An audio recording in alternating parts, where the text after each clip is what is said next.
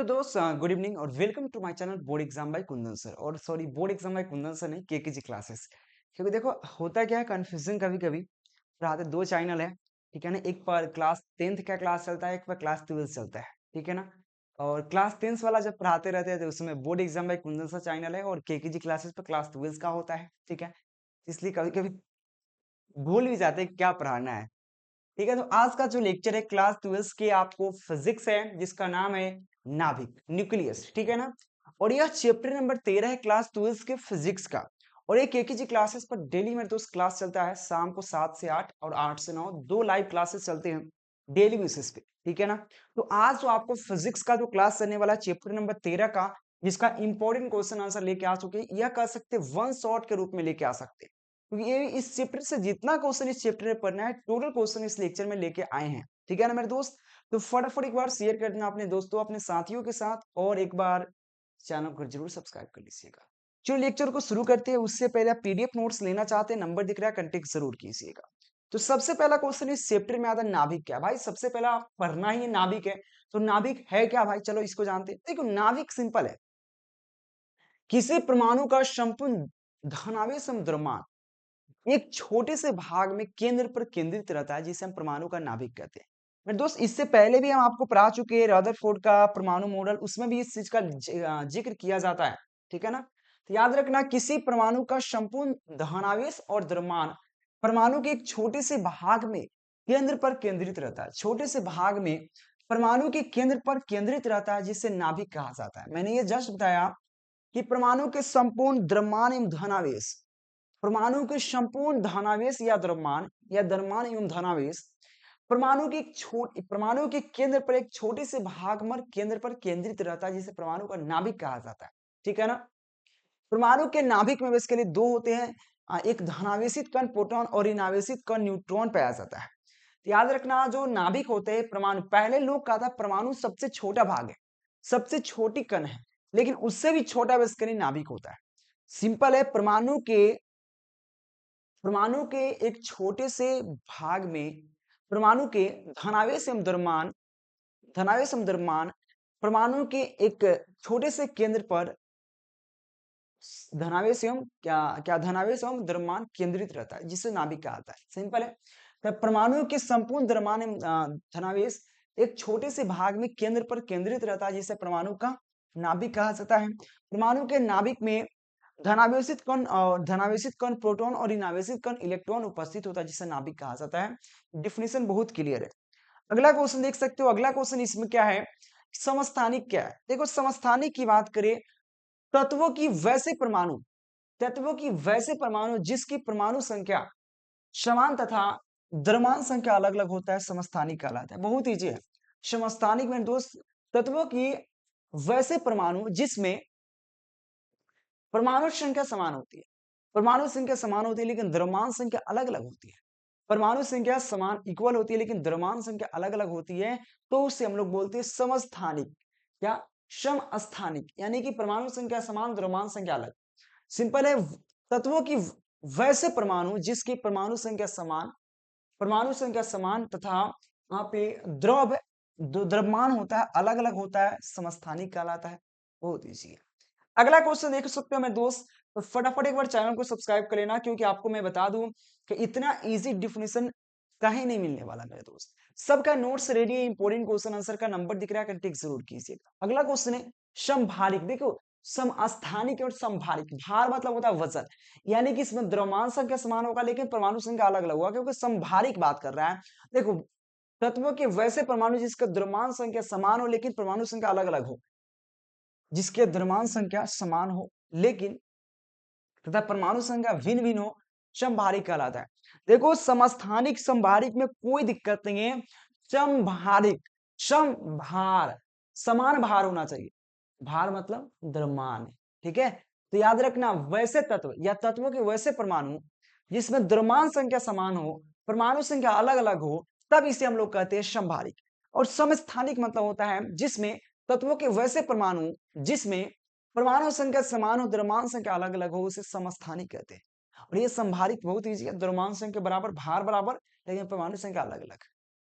अगला क्वेश्चन देखो मेरे दोस्त, अगला क्वेश्चन आपसे 4 नंबर क्वेश्चन है, सम न्यूट्रॉनिक क्या है? देखो सम न्यूट्रॉनिक की बात करें मेरे दोस्त, ये भी बहुत इजी है, यानी कि तत्वों के वैसे परमाणु जिसमें न्यूट्रॉनों की संख्या समान हो, क्योंकि यहाँ पे सम न्यूट्रॉनिक की बात क्या है, न्यूट्रॉन की बात कर रहा है, तो न्यूट्रॉन बराबर होगा। ठीक है, तो तत्व के वैसे परमाणु जिसमें न्यूट्रॉनों की संख्या समान तथा परमाणु संख्या भिन्न भिन्न होता है या परमाणु संख्या भिन्न हो, सम न्यूट्रॉनिक कहलाता है। तो सम न्यूट्रॉनिक भी याद करना बहुत इजी है, तत्वों के वैसे यौगिक या वैसे तत्वों के वैसे परमाणु जिसमें न्यूट्रॉनों की संख्या समान हो और उसमें परमाणु संख्या भिन्न भिन्न हो या अलग हो, तो उसे हम लोग सम न्यूट्रॉनिक कहते हैं, क्योंकि सम मतलब बराबर, न्यूट्रॉन मतलब न्यूट्रॉन।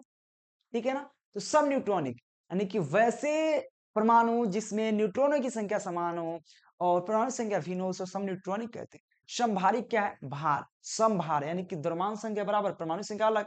समस्थानिक जिसमें परमाणु संख्या बराबर द्रव्यमान संख्या अलग। ठीक है, याद करना बहुत ईजी है, तीनों आराम से याद हो जाएगा। अगला क्वेश्चन है कि नाभिकीय घनत्व क्या है? देखो नाभिकीय घनत्व भी आपसे एग्जाम में पूछते हैं, नाभिकीय घनत्व क्या है?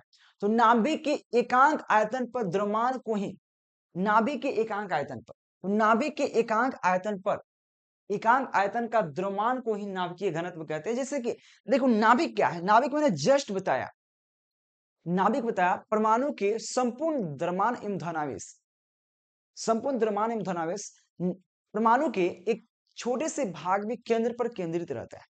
अब मान लेते हैं यह परमाणु है, इसके छोटे से भाग केंद्र पर, इस पर टोटल धनावेश एवं ऋणावेश, धनावेश एवं द्रव्यमान केंद्रित है, तो वही कहा गया नाभिक के एकांक आयतन पे। भाई ये जो नाभिक है इसका कुछ ना कुछ तो आयतन होगा भाई, एकांक मतलब छोटे से आयतन पर, एकांक आयतन को ही नाभिक का घनत्व कहते हैं। सिंपल है, नाभिक के एकांक आयतन का द्रव्यमान ही, जो एकांक आयतन होगा उसका कितना बाहर है, छोटी सी आयतन, यानी कि जो नाभिक है ये छोटी सा, इसका अगर थोड़ा सा पॉइंट ले लेते एक तरफ का तनका सा, ये बुनका दिख रहा है आपको, शायद दिखे या ना दिखे, छोटा सा बुनका हम रखे हैं यहाँ पे, और ये छोटी सी बुनका यानी कि सिंपल एकांक द्रव्यमान, वो एकांक द्रव्यमान का जो ओजन होगा, भार होगा, द्रव्यमान होगा, इसी को हम लोग कहते हैं नाभिक का घनत्व कहते हैं। ठीक है ना, और नाभिक का घनत्व बराबर नाभिक का द्रव्यमान अपन नाभिक का आयतन। ठीक है, अगला पॉइंट आपके सामने आता है 6 नंबर पॉइंट, द्रव्यमान क्षति क्या है?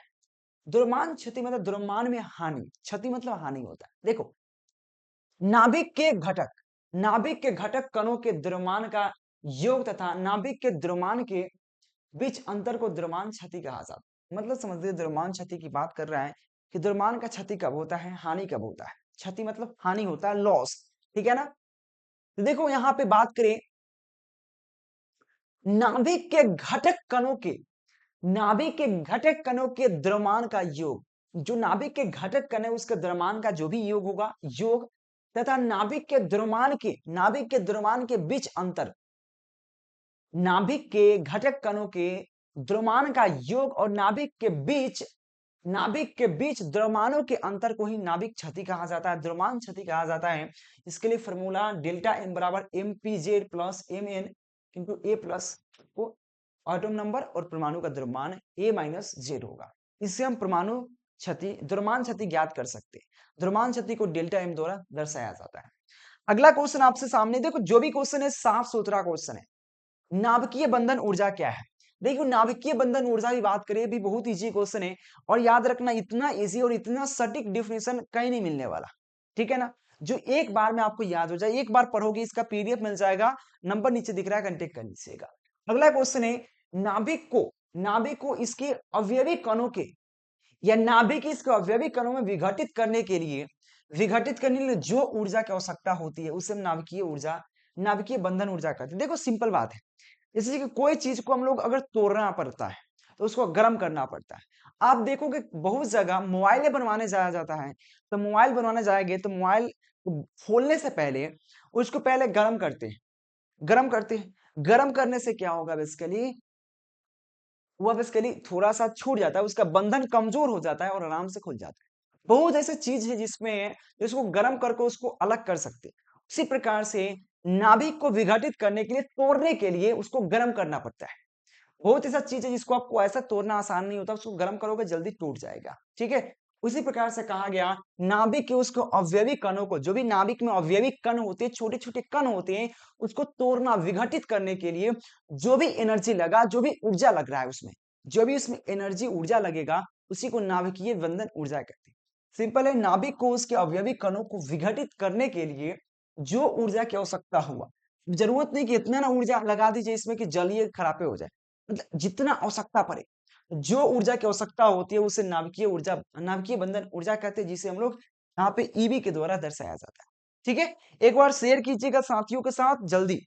चलो मेरे दोस्त, नेक्स्ट क्वेश्चन 8 नंबर क्वेश्चन है, नाभिकीय बल क्या है? देखिए नाभिकीय बल, परमाणु के नाभिक, क्योंकि आपको पता है परमाणु से छोटा नाभिक होता है और परमाणु के एक छोटे से भाग में केंद्र पर केंद्रित रहता है, इसे नाभिक कहा जाता है। ठीक है, तो परमाणु के नाभिक में प्रोटॉन और न्यूट्रॉन को एक स्थान, कहा गया परमाणु के नाभिक में प्रोटॉन तथा न्यूट्रॉन को एक साथ बंधे रखने के लिए जो बल की आवश्यकता पड़ता है। सिंपल बात है, परमाणु के जो नाभिक होता है, परमाणु के नाभिक, ठीक है ना, इस नाभिक पर प्रोटॉन और न्यूट्रॉन को एक साथ बांधे रखने के लिए जो जो क्या लगता है, बल लगता है। अब देखो प्रोटॉन है और न्यूट्रॉन है और दोनों को एक साथ बांध के रखना है, ठीक है ना, दोनों के एक साथ बांध कर रखना है। अब जब दोनों के बांधने के लिए भाई कुछ ना कुछ बल की आवश्यकता पड़ेगा, अगर कमजोर आदमी चल जाएगा तो उसको टूट फाड़ के भाग जाएगा, तो जो भी बल की आवश्यकता पड़ता है, ठीक है ना, न्यूट्रॉनों को एक साथ बांध रखने के लिए जो बल की आवश्यकता पड़ता है उसे नाभिकीय बल कहते हैं। ठीक है, सिंपल है, परमाणु के नाभिक में प्रोटॉन और न्यूट्रॉन को बांधे रखने के लिए, एक साथ बांधे रखने के लिए जो भी बल की आवश्यकता पड़ता है उसके नाभिकीय बल कहते हैं। ठीक है, अगला क्वेश्चन देखो, सभी का क्वेश्चन क्लियर है। नाभिकीय बल का गुण क्या है, उसके प्रॉपर्टीज क्या है? नाभिकीय जो बल होता है उसके प्रॉपर्टीज क्या है? सबसे प्रॉपर्टीज ये है, यह बल बहुत कम दूरी, कम दूरी 10⁻⁻15 मीटर तक क्रियाशील होता है। देखो मेरे दोस्त, आपको पता है, आपको याद होगा, यह जो दूरी है 10⁻15 मीटर, अगर इतना दूरी जो होता है, इससे कम दूरी को नाभिक कहते हैं, और नाभिक के लिए कूलम्बक लागू नहीं होता, और इससे कम अगर दूरी हो, अगर दो बिंदुओं के बीच की कम दूरी हो, इससे आर की दूरी, आपने कूलम्ब बल पढ़ा होगा, कूलम्ब बल जो दो बिंदुओं के आवेश होता है, दो बिंदुओं Q1 Q2 और आर की दूरी कितना होना चाहिए, 10⁻15 मीटर से ज्यादा होना चाहिए, तब कूलम्ब बल लागू होता है। अब जब इससे कम हुआ आने की, वह नाभिक बन गया। सिंपल बात है, यह बल बहुत कम दूरी 10⁻15 तक क्रियाशील होता है, उससे ज्यादा नहीं, उससे कम दूरी तक, जो नाभिक का आकार होता है। और नाभिक के आकार के लिए कूलम्ब बल लागू नहीं होता है मेरे दोस्त, याद रखिएगा, तो कूलम्ब बल उससे दूर के लिए लागू होता है। सेकेंड पॉइंट है, यह बल आकर्षण की प्रकृति का होता है, ज्यादातर आकर्षित करता है, आकर्षण की प्रकृति का होता है। थर्ड पॉइंट है, यह बल आवेश से स्वतंत्र होता है, इसमें आवेश का कोई प्रभाव नहीं पड़ता है, आवेश मतलब चार्ज। अगला पॉइंट है, यह बल केंद्रीय बल नहीं होता, यह बल केंद्रीय बल नहीं होता, ठीक है ना। यह चार पॉइंट है नाभिक के गुण, ठीक है, नाभिक के बल के गुण। अगला पॉइंट आपके सामने जो आता है, रेडियो सक्रियता क्या है? देखो रेडियो सक्रियता की बात करें, देखो बाहरी तत्वों के द्वारा विघटित या विघटन के लगातार उत्सर्जन की घटना को रेडियो सक्रियता कहते हैं। हिंदू समझने का प्रयास कीजिए। देखिए भारी तत्व, इससे हीलियम, बहुत जो हीलियम तो हल्का तत्व है, बहुत भारी भारी तत्व होता है, ठीक है ना। तो भारी तत्व के द्वारा विघटन, जो विघटन मतलब तोड़ना, तो यहाँ भारी तत्व के द्वारा विकिरण के लगातार उत्सर्जन की घटना को, भारी तत्वों के द्वारा विकिरण को लगातार उत्सर्जन, तो लगातार फेंक रहा है, एकदम विकिरण फेंक रहा है, तो भारी तत्वों के द्वारा विकिरण के लगातार उत्सर्जन मतलब लगातार फेंकना, लगातार उत्सर्जन की घटना को हम क्या बोलते हैं, तो रेडियो सक्रियता कहते हैं, रेडियो सक्रियता कहते हैं। तथा जो तत्व इस घटना को प्रदर्शित करता है, और जो तत्व इस घटना को प्रदर्शित करता है उसे हम लोग रेडियो सक्रिय तत्व कहा जाता है। ठीक है, अगला क्वेश्चन देखो मेरे दोस्त, इस सब क्वेश्चन में दम ही नहीं है। अगला क्वेश्चन है कि अल्फा कणों के गुण बताइए, और यहां से क्वेश्चन इतना इंपॉर्टेंट चालू हो जाता है, अल्फा कण के गुण क्या है? अल्फा कण के गुण, सबसे पहला पॉइंट की बात करें, ये धनावेशित होते हैं। अल्फा कण क्या है? वो पॉजिटिव चार्ज होता है, उस पर धनावेशित होते हैं, तथा इस पर आवेशों की मान 2 इलेक्ट्रॉन के बराबर होते हैं, +2 इलेक्ट्रॉन यानी कि 2 प्रोटॉन के बराबर होते हैं। सिंपल बात है, अल्फा कण क्या है मेरे दोस्त? धनावेशित होते हैं। अल्फा कण क्या होता है मेरे दोस्त? धनावेशित होता है, जिस पर आवेशों की मात्रा +2 इलेक्ट्रॉन के बराबर होता है। ठीक है, पहला पॉइंट। सेकेंड पॉइंट, इसका रेस्ट मास यानी कि स्थिर द्रव्यमान। इसका रेस्ट मास मतलब इसका स्थिर द्रव्यमान। तो इसका स्थिर द्रव्यमान प्रोटॉन के द्रव्यमान के 4 गुना होता है। जो भी प्रोटॉन का द्रव्यमान होता है उसके 4 गुना होता है अल्फा कण का द्रव्यमान। ठीक है। थर्ड पॉइंट है, यह विद्युत एवं चुंबकीय क्षेत्र से प्रभावित द्वारा विक्षेपित होता है, यानी कि जो अल्फा कण है विद्युत एवं चुंबकीय द्वारा विक्षेपित हो सकता है। अगला पॉइंट हो सकता है इसका भेदन क्षमता कम होता है। इसकी भेदने की क्षमता अल्फा कण का कम होता है। अगला पॉइंट, पांचवा पॉइंट है, यह फोटोन ग्राफिक प्लेट को प्रभावित करता है। देखो अल्फा कण के गुण आपको पूछेगा, अल्फा कण, बीटा कण, गामा किरण, ये सबका गुण खूब पूछता है, एक्स के सबका गुण पूछेगा। देखो अल्फा कण की बात करें, यह धनावेशित होता है, जिस पर आवेशों की मात्रा +2 इलेक्ट्रॉन के बराबर होते हैं। अल्फा कण जो होता है बेसिकली, अल्फा कण विद्युत एवं चुंबकीय क्षेत्र से विक्षेपित होता है। अल्फा कण जो होता है जिसका रेस्ट मास, जिसका अल्फा कण का जो द्रव्यमान की बात करें, अल्फा कण का द्रव्यमान जो प्रोटॉन के द्रव्यमान के 4 गुना होता है। अल्फा कण की भेदन क्षमता कम होता है और अल्फा कण जो का प्रोटॉन ग्राफिक प्लेट पर प्रभावित करता है। अगला पॉइंट आपके सामने, अल्फा के बाद बीटा किरण। तो बीटा किरण का गुण क्या है, बीटा कणों के गुण क्या है? देखो बीटा किरण ऋणावेशित होता है। बीटा किरण क्या होता है? ऋणावेशित, क्योंकि अल्फा किरण धनावेशित होता है, तो बीटा किरण ऋणावेशित होता है तथा इस पर आवेशों की मात्रा इलेक्ट्रॉन पर आवेशों के बराबर होता है। बीटा किरण पर आवेशों की मात्रा जो होता है, जितना इलेक्ट्रॉन पर आवेशों की मात्रा होता है, सेम सेम बीटा किरण पर आवेशों की मात्रा होता है। और इलेक्ट्रॉन खुद ऋणात्मक है, इसलिए क्या होगा? ऋणात्मक। तो यह ऋणात्मक आवेशित होता है, यह ऋणावेशित होता है, और इस पर आवेशों की मात्रा इलेक्ट्रॉन पर आवेशों के बराबर होता है। बीटा किरण की बात कर रहे हैं। और बीटा किरण का रेस्ट मास यानी कि द्रव्यमान जो होता है, तो इसका द्रव्यमान इलेक्ट्रॉन के मास के बराबर होता है। इलेक्ट्रॉन का जो द्रव्यमान जितना होता है, सेम द्रव्यमान आपका बीटा किरण का होता है। बीटा किरण विद्युत एवं चुंबकीय क्षेत्र से विक्षेपित होता है। बीटा किरण की बात करें, फोटोग्राफी प्लेट पर प्रभावित करती है, ये प्रभावित करता है। साथ में इसका भेदन क्षमता अल्फा किरण से अधिक होता है। तो मैं आपको बता दूं अल्फा और बीटा में क्या फर्क है। अल्फा कण में क्या है मेरे दोस्त, उस पर वो धनावेशित होता है, और उस पर जो धनावेश का मान होता है +2 प्रोटॉन या +2 इलेक्ट्रॉन के बराबर होता है।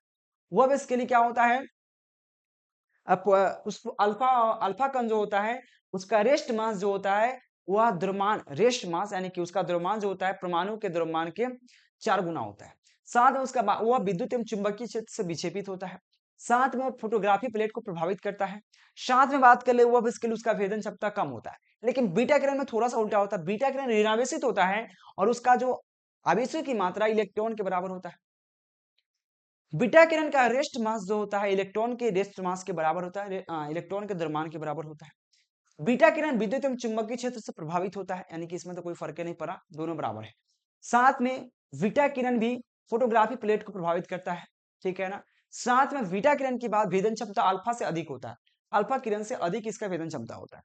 अगला पॉइंट देख सकते हो मेरे दोस्त, आपको है गामा किरण का गुण। देखो गामा किरण उच्च ऊर्जा वाले विकिरण के पॉकेट होती है।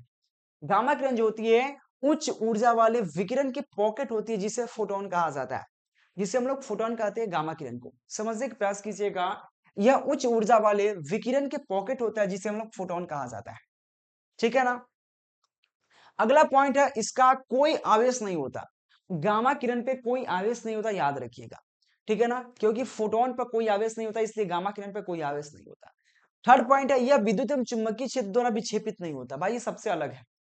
पहला बात, गामा किरण जो होता है यह उच्च ऊर्जा वाले विकिरण के पॉकेट होता है, जिसे फोटोन कहा जाता है, और फोटोन पर कोई आवेश नहीं होता, इसीलिए गामा किरण पर कोई आवेश नहीं होता, ठीक है ना। अगला पॉइंट है, गामा किरण विद्युत एवं चुंबकीय क्षेत्र से प्रभावित नहीं होता, ठीक है ना। फोर्थ पॉइंट है, इसका भेदन क्षमता काफी अधिक होता है। गामा किरण का भेदन क्षमता काफी अधिक होता है, और गामा किरण का रेस्ट मास 0 के बराबर होता है, क्योंकि इस पर कोई आवेश नहीं होता, ठीक है। अगला पॉइंट देख लीजिए, अगला क्वेश्चन आपके सामने क्या है, यहाँ पे रेडियो सक्रिय पदार्थ की अर्धायु क्या है। देखो ये तो आपको केमिस्ट्री में पढ़ना है, अर्धायु काल, लेके रेडियो सक्रिय पदार्थ का अर्धायु पूछा गया आपसे।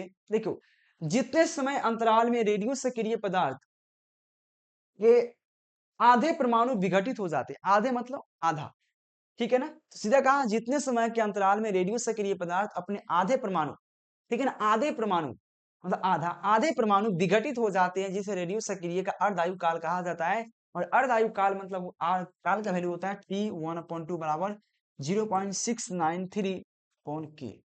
ये इसके लिए या लेमडा यहाँ पे, क्योंकि के तो केमिस्ट्री में होता है, यहाँ पर लेमडा, ठीक है ना, ये इसका वैल्यू होता है, याद रखिएगा, ये आपको ऑब्जेक्टिव में पूछ देगा, ठीक है ना। अगला पॉइंट देख सकते हो, अगला पॉइंट क्या है, रेडियो सक्रिय पदार्थ के मध्य या औसत आयु क्या है।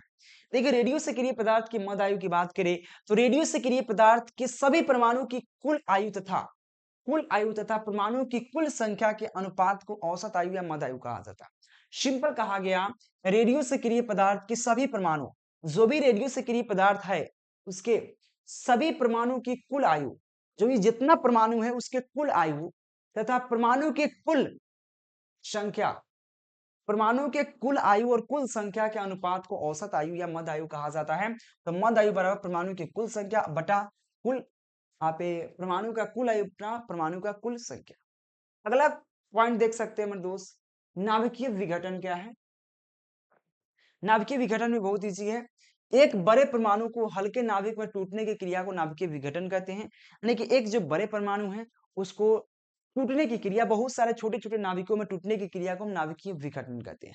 ये भी बहुत इजी था। अगला क्वेश्चन देखिए, अगला है नाभिकीय संलयन क्या है। नाभिकीय संलयन मतलब दो हल्के नाभिक को जोड़कर एक बड़े नाभिक बनाने की क्रिया को नाभिकीय संलयन कहते हैं। सिंपल है, यहाँ पे दो हल्के नाभिक को जोड़कर, कंबाइंड करके, जोड़ करके एक बड़े नाभिक बनाने की क्रिया को नाभिकीय संलयन कहते हैं। नाभिकीय विघटन, विघटन बहुत इजी है। नाभिकीय संलयन, नाभिकीय विघटन मतलब तोड़ना, यानी कि जब एक बड़े नाभिक छोटे छोटे नाभिक में टूटता है उसे नाभिकीय विखंडन कहते हैं। नाभिकीय संलयन मतलब बहुत सारे छोटे छोटे नाभिक एक बड़े जोड़कर, कंबाइंड करके एक बड़े नाभिक का निर्माण करते हैं, नाभिकीय संलयन कहते हैं। अगला क्वेश्चन देखो, 18 नंबर क्वेश्चन क्या है, नाभिकीय श्रृंखला अभिक्रिया क्या है। देखिए नाभिकीय श्रृंखला अभिक्रिया की बात करें तो नाभिकीय श्रृंखला अभिक्रिया वह अभिक्रिया है जिसमें, क्या कहा, नाभिकीय श्रृंखला अभिक्रिया वह अभिक्रिया है जिसमें नाभिकीय विघटन की क्रिया के द्वारा नाभिकीय ऊर्जा को प्राप्त किया जाता है। यह दो प्रकार के होते हैं, ठीक है ना, यह दो प्रकार के होते हैं। मेरे दोस्त आपको बता दें, नाभिकीय श्रृंखला अभिक्रिया की बात करें तो नाभिकीय श्रृंखला अभिक्रिया वह अभिक्रिया होता है, वह अभिक्रिया जिसमें नाभिकीय विघटन, जो नाभिक होता है वो नाभिकीय विघटन की क्रिया के द्वारा, नाभिकीय विघटन की प्रक्रिया के द्वारा, जिसे नाभिकीय विघटन कहते हैं, नाभिकीय विघटन की प्रक्रिया के द्वारा नाभिकीय ऊर्जा को प्राप्त किया जाता है। यानी कि बहुत सारा उसको नाभिक तोड़ करके ऊर्जा एनर्जी प्राप्त किया जाता है और इसे हम नाभिकीय, जैसे बम, जैसे कि अब परमाणु बम बनता है तो इस नाभिकीय विघटन का उपयोग होता है, जिससे बहुत सारे नाभिक को एक लगा जोड़ दिया जाता है। जब उसको पटका जाता है, छोड़ा जाता है तो बेसिकली टूटने का प्रयास करता है, और टूटता है जब तो इतना आग और इतना एनर्जी देता है से पूरा दुनिया को जला कर रख देता है। बम तो ही काम करता है ना, उस समय जो एनर्जी दिया उस एनर्जी का हम कहीं दूसरी जगह भी उपयोग कर सकते हैं। तो वही कहा गया नाभिकीय श्रृंखला अभिक्रिया वह अभिक्रिया जिसमें नाभिकीय विघटन की क्रिया द्वारा नाभिकीय ऊर्जा को प्राप्त किया जाता है, इसे हम लोग क्या कहते हैं, नाभिकीय श्रृंखला अभिक्रिया करते हैं। अगला क्वेश्चन 19 नंबर क्वेश्चन क्या है, नियंत्रण श्रृंखला अभिक्रिया क्या है। जब विघटन के पैदा या विघटन के पद में केवल एक ही न्यूट्रॉन होता है, जब विघटित करते हैं किसी नाभिकीय अभिक्रिया को तो जब उस पद में केवल एक न्यूट्रॉन होता है, तो कहा जब विघटन के पद में केवल एक न्यूट्रॉन होता है तो क्या होता है, यहाँ पे नियत मात्रा में ऊर्जा मुक्त होता है। तो यहाँ पे एक नियत फिक्स मात्रा में ऊर्जा होता है, भाई इतना ही ऊर्जा मुक्त होगा, ऐसा नहीं कि अनलिमिटेड होने लगे, ऐसा नहीं होता। तो जब विघटन के पद में केवल एक न्यूट्रॉन हो तो एक नियत मात्रा में क्या होता है, विघटित ऊर्जा मुक्त होता है। तो ऐसे अभिक्रिया को क्या कहते हैं, नियंत्रित, नियंत्रित मतलब एक नियंत्रण में है, नियंत्रित अभिक्रिया श्रृंखला अभिक्रिया कहा जाता है। अगला क्वेश्चन देखो मेरे दोस्त, अगला क्वेश्चन बनने से पहले चैनल को फटाफट सब्सक्राइब कर लीजिए। अगला क्वेश्चन आपसे है, यहाँ पे अनियंत्रित श्रृंखला अभिक्रिया क्या, सिंपल है, यदि विघटन के प्रत्येक पद में एक से अधिक न्यूट्रॉन उपलब्ध है, यानी कि विघटन के प्रत्येक पद में एक से अधिक न्यूट्रॉन उपलब्ध होता है तो समय समय के साथ विघटन की संख्या बढ़ती जाती है। क्योंकि देखो जब नियंत्रण की बात करें जो उसमें विघटन की प्रक्रिया में केवल एक न्यूट्रॉन होता है जिससे वो निश्चित मात्रा में ऊर्जा को मुक्त करता है, तो विघटन का नियंत्रण ऊर्जा कहलाता है, नियंत्रण श्रृंखला अभिक्रिया कहलाता है। लेकिन यहाँ पे अनियंत्रण मतलब नियंत्रण नहीं हो सकता, यानी कि जब पहले एक टूटेगा, एक से दो होगा, दो से चार होगा, चार से आठ होगा, आठ से 16 होगा, 16 से 32 होगा, 32 से 64, इस प्रकार से बढ़ता चला जाता है। तो वही क्या, अनियंत्रित श्रृंखला अभिक्रिया में क्या है, यदि विघटन के प्रत्येक पद में एक से अधिक न्यूट्रॉन उपलब्ध होते हैं तो समय के साथ विघटन की संख्या बढ़ती जाती है। तथा अत्यधिक मात्रा में ऊर्जा उत्सर्जित होता है, ठीक है, उत्सर्जित होता है। तो ऐसे अभिक्रिया को अनियंत्रित उत्सर्जित करते हैं। और ये बम में जो परमाणु बम होता है सेम ऐसा ही आपका श्रृंखला का प्रयोग किया जाता है, क्योंकि उसमें पता ही है आपको कि उसमें क्या है, जब वो बम गिरता है तो इतना मात्रा में ऊर्जा करता है, पहले टूटता है, थोड़ा-थोड़ा करके बढ़ते जाता है, एकदम उसका दोगुना होते जाता है और 1 सेकंड से अंदर में करोड़ों, अरबों, खरबों की संख्या में वो विघटन होता है, टूटता है, जिससे क्या होता है अनियंत्रित हो जाता है, उसको नियंत्रण करना पॉसिबल नहीं होता है। तो अनियंत्रित श्रृंखला अभिक्रिया हुई है, यदि विघटन के प्रत्येक पद में एक से अधिक न्यूट्रॉन हो तो क्या होता है, तो समय के साथ विघटन ऊर्जा बढ़ती जाती है और इसे अधिक मात्रा में ऊर्जा उत्सर्जित होता है, जिसे हम लोग अनियंत्रित श्रृंखला अभिक्रिया कहते हैं। अगला क्वेश्चन मेरे दोस्त देख सकते हो, अगला क्वेश्चन क्या है, पश्च श्रेणी से आप क्या समझते हैं? ये क्वेश्चन बिहार बोर्ड के 2021 के एग्जाम में पूछा गया। पश्च श्रेणी क्या है? देखो यह पूरे हम नाभिक का पूरा वन शॉट के रूप में लेके आए हैं और ये जो भी क्वेश्चन इंपॉर्टेंट क्वेश्चन है। अगला क्वेश्चन है कि पश्च श्रेणी क्या है? जब इलेक्ट्रॉन उच्च कक्षा से, जब इलेक्ट्रॉन उच्च कक्षा से निम्न कक्षा में यानी कि लौटता है या जंप करता है, कूदता है, कह सकते हैं। तो जब इलेक्ट्रॉन उच्च कक्षा से निम्न कक्षा में कूदता है या लौटता है तो इसे प्राप्त श्रेणियां पश्च श्रेणी कराते हैं, कहलाते हैं। और यह श्रेणी अवरक्त भाग में पड़ता है, और यह श्रेणी अवरक्त भाग में पड़ता है। मेरे दोस्त आपको बता दें कि जो श्रेणियां आपके है, जब इलेक्ट्रॉन उच्च कक्षा से निम्न कक्षा में लौटता है, उच्च कक्षा से निम्न कक्षा में लौटता है, तो क्या होता है, इस श्रेणी को लौटता है तो हम लोग इसे प्राप्त श्रेणी को हम पश्च श्रेणी कहते हैं, पश्च श्रेणी। और ये इसके लिए अवरक्त भाग में पड़ता है। और जो श्रेणी का एन का वैल्यू 4 5 6 है और उच्च ऊर्जा वाले श्रेणी है और निम्न ऊर्जा वाले क्या है, 3 है, 3 से कम जो हो गए। तो उच्च ऊर्जा वाले यानी कि जब इलेक्ट्रॉन उच्च कक्षा से निम्न कक्षा में जब लौटता है या जंप करता है तो उससे क्या होता है, तो उससे प्राप्त श्रेणी को हम पश्च श्रेणी कहते हैं और ये इसके लिए अवरक्त भाग में पड़ता है, इसी को हम पश्च श्रेणी कहते हैं। और ये क्वेश्चन बिहार बोर्ड के एग्जाम में ऑलरेडी पूछा गया। और मेरे दोस्त इस चैप्टर में इतना ही क्वेश्चन था। इस चैप्टर में एक क्वेश्चन और बचता है, 2 क्वेश्चन में इसका जो लॉन्ग टाइप क्वेश्चन है और उस क्वेश्चन को मैं अलग अगले लेक्चर में लेके आने का प्रयास करूंगा, क्योंकि इसमें शॉर्ट टाइप क्वेश्चन खत्म हो चुका। 2 क्वेश्चन आपको है, फोटोन का जो नामांकित आरेख बना जो 5 नंबर पूछेगा वो थ्योरेटिकल क्वेश्चन है, जो एक-एक करके आपको पढ़ा दिया जाएगा। मेरे दोस्त याद रखना, काफी मेहनत करके आंसर बनाया जाता है, बहुत ज्यादा टाइपिंग करना, उसको अच्छे से सुधारना, अच्छे से स्टेबल करना, बहुत मेहनत होती है। नंबर दिख रहा है, कांटेक्ट करके पीडीएफ नोट्स लीजिएगा, वही मेरा एक साधन है जिससे हम चाहे बिजली बिल हो, चाहे आपको पढ़ाने में एफर्ट लगाना हो। और आपसे रिक्वेस्ट यही होगा, एक बार जरूर 5 आदमी को शेयर जरूर कीजिएगा, आपसे रिक्वेस्ट है। Thank you watching for this video. मिलते हैं नेक्स्ट लेक्चर के नेक्स्ट वीडियो के साथ।